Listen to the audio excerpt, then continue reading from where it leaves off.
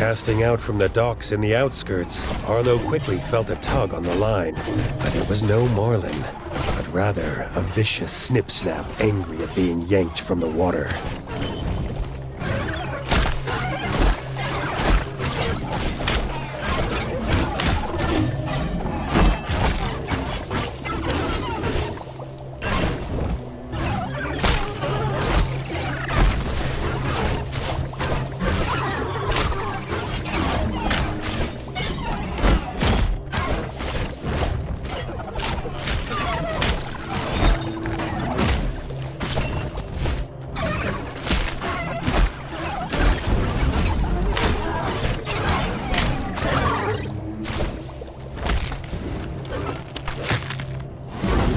With the Snip Snap quickly dealt with, Arlo could get back to fishing for the elusive marlin, whilst he wondered if the Snip Snap would be better boiled or battered.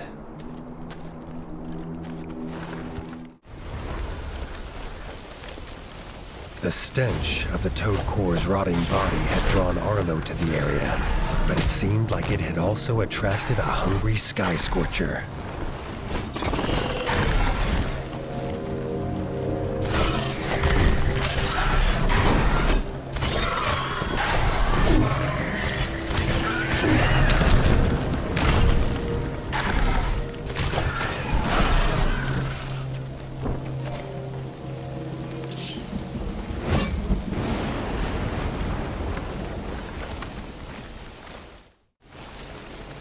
As soon as the Toadcor eye hit the ground, Arlo knew he was in for a fight.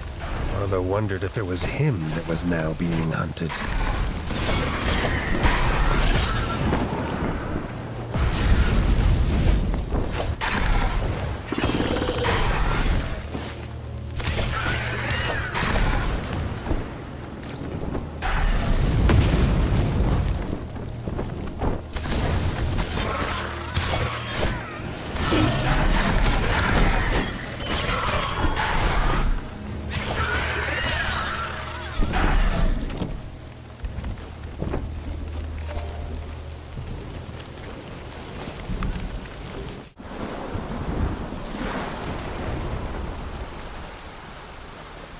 Arriving at the nest, Arlo was surprised to see a Toadcor, especially as they had become a favorite meal of the Scorcher.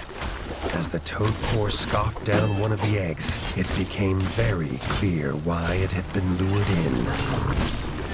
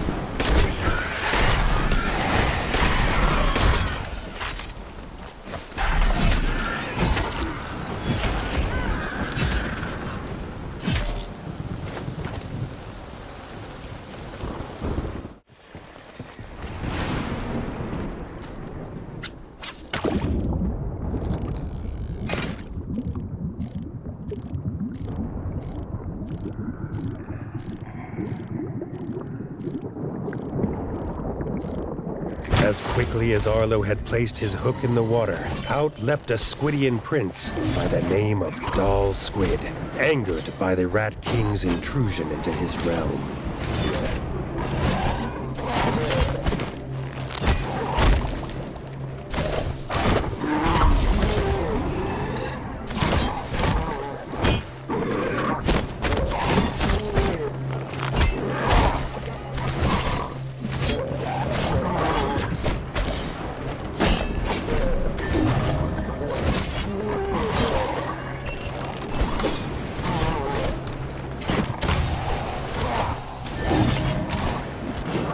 Dhalsquid was quickly banished from the surface, allowing Arlo to get back to the important task of fishing. Arlo had never seen a moonweaver before. Its glistening body made the moonlight dance all around it. It almost seemed a shame to have to kill it.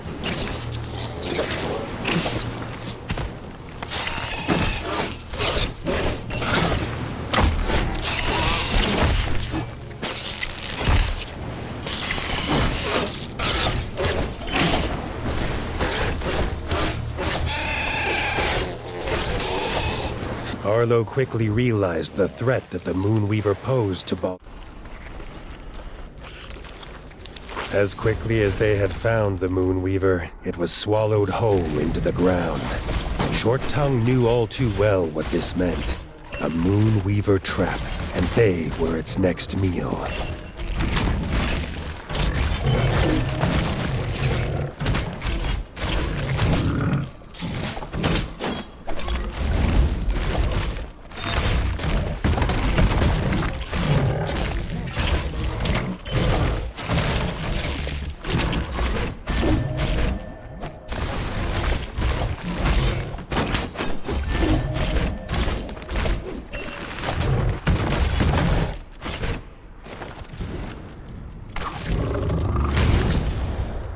Hacked to pieces, the Moonweaver trap was no longer a threat.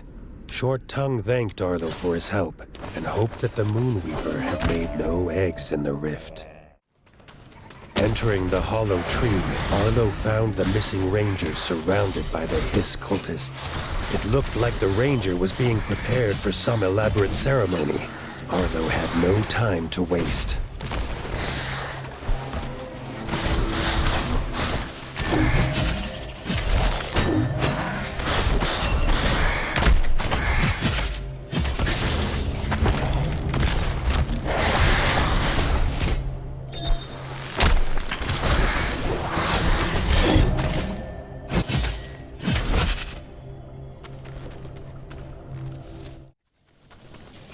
Arlo and the Ranger's interruption of the ceremony had no effect. The Hiss chaplain had clawed their god back from the afterlife, but Arlo would make sure it returned.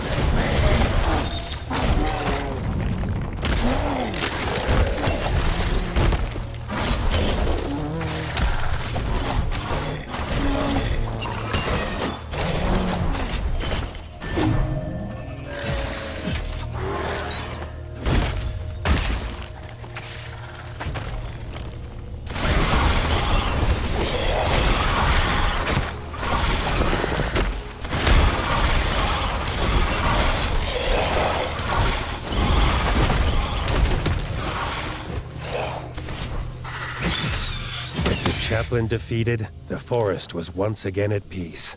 But Arlo was sure this would not be the last he saw of this famed cult.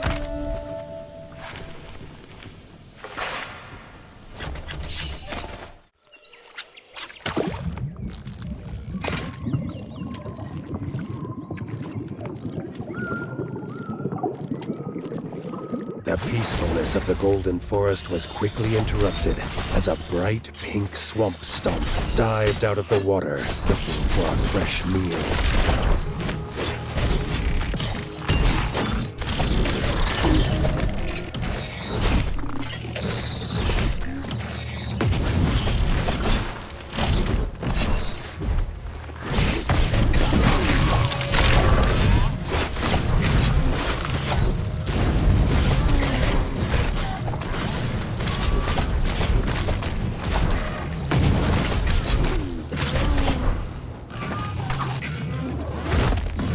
With the vicious Swampstomp defeated, Arlo could get back to luring a sturgeon from the murky waters.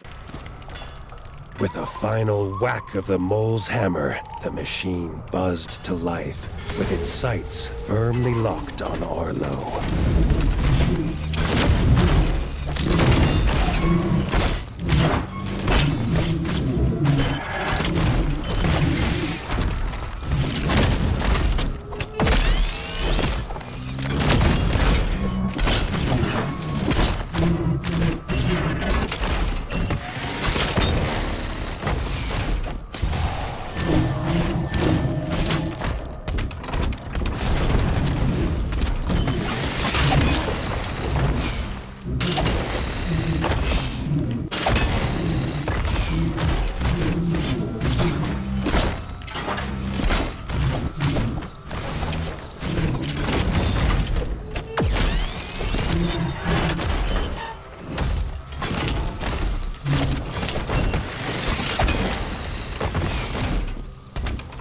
With a loud screech, the machine exploded into 1,000 pieces. Arlo hoped it stayed that way, but he knew the dangers of mole curiosity too well.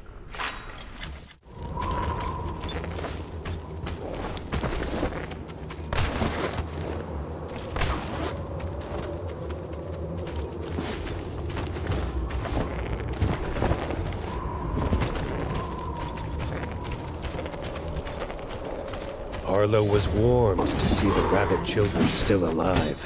He would make sure to end the warlock's wicked plans and return them home safely.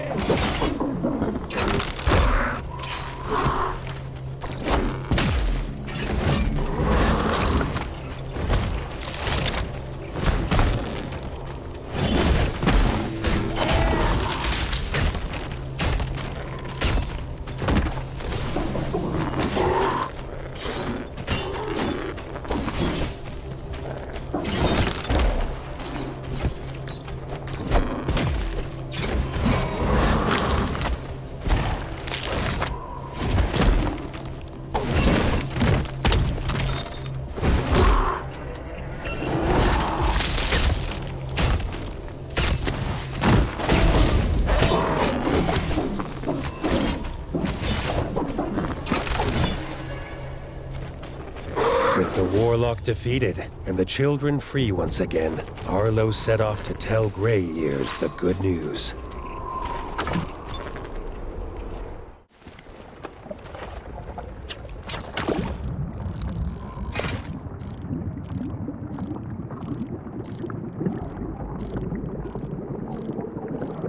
Casting into the icy depths, Arlo's line soon went slack, and from the darkness of the water erupted a blaze pony, hell-bent on removing this fisher rat from its waters.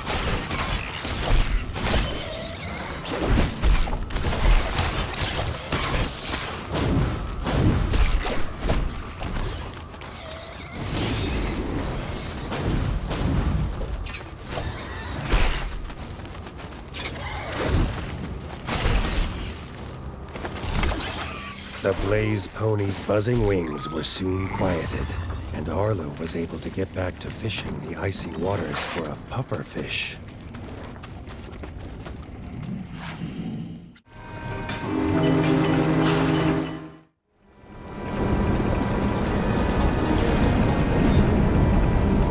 Sailing out into the storm, the beast was lured onto the boat, ready for Arlo to fight face to face.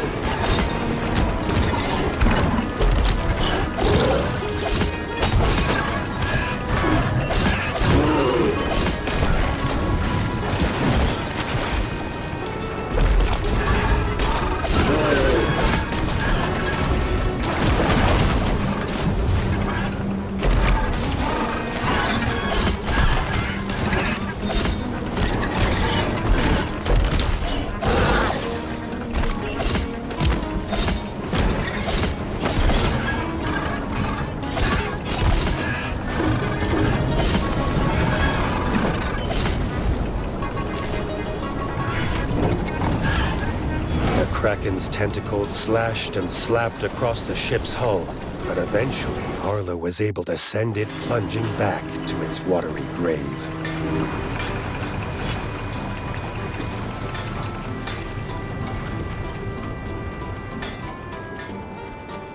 With the Kraken defeated, Jamie and Sam were free to sail the seas again, but the lure of the aquarium was too strong. They enjoyed life on land at Hardshell Brook. They thanked Arlo for his help and offered to home any new fish the king found on his adventures.